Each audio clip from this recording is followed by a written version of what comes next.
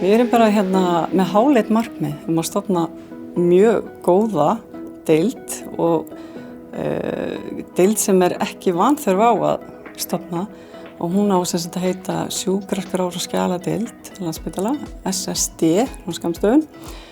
Og þar erum við bara með náttúrulega þetta sjúkraskrána í fararbroddi.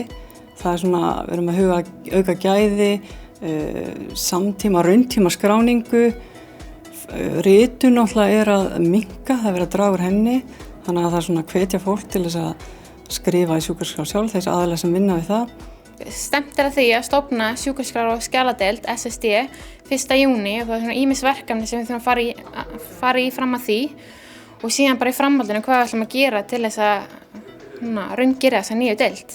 Við erum búin að vera síðan á miðvikudaginn að vinna með MSR, miðstöð sjúkraskrárritun og sjúkraskrárasafninu að umbóta vinnu og búin að vera Rapid Process Improvement Workshop sem hrað vinnustofa. Það sem við erum búin að vera að skoða ferli sjúkraskrár út frá sjúklingi og reyna að finna umbóta tækifæri og sóun í ferlinu og hvað við getum gert betur til þess að þjónusta sjúklingin og tryggja gæði sjúkraskrár gagna. Þannig að reyna að tengja við til dæmis hagdeildina, við gæðadeildina, við HUT og ritstjórnina sérstaklega og hvernig þessi samstarfsvettvangur getur átt sér stað. Og síðan hefur restina af vinnustofunni farið í það hvernig við ætlum að innleiða þessi umbóta tækifæri og hver séu næstu skref inn í framtíðina.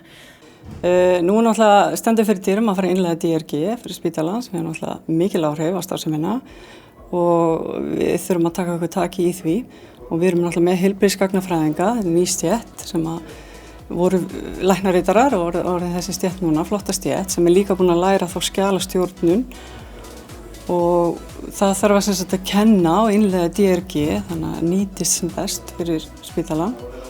Svo náttúrulega þessi tækni að koma núna, þessi sjúklingur á að vera meira með í sinni meðferð og hafa meira það að segja og eins náttúrulega heilsuvera það sem að gögn vera afhent. Við erum mikið í því að afhenda sjúkraskrárgögn til einstaklinga. Það verður aukist alveg gríðarlega mikið. Þetta með mæðraskrána var verið að gera það rafrænt og það einmitt bara hverjum að afhenda það. Það er mikið að fólk sé að biðja einhver fæðingardag frá okkur allt öðrum. Þannig má lagalega sé ekki fá það.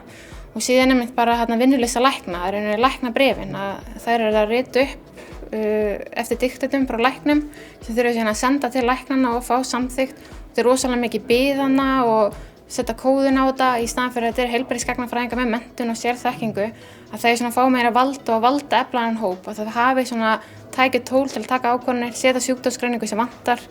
Þetta er umfangsmikið starfsemi í dag. Það eru starfandi það bil 50 starfsmenn á 2 starfsstöðum.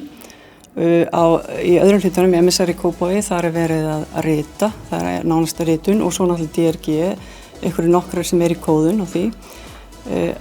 Hinn hlutin er sjúkraskrárasafn sem er mjög stórt og umfangsmikið skjalasafn og það er staðsett í Vesturhlíð í Fossvogi, þar sem eru sjúkraskrár á pappírsformi en einnig erum við líka að vinna sinna afgreiðslu afrita, það er á báðum stöðum, það tengist staðina saman og það náttúrulega fer fram í rafrænu umhverfi í sögu og Ísland.is og heilsuveru og svo er náttúrulega líka þetta stóra mál með framtíðarsýnina alveg langt fram í tíman með þessa nýju flottu deild okkar SSD þá er það náttúrulega skjalastjórn á Landspítala óháð bæði í sjúkraskrá og í annarri skjalavörslu.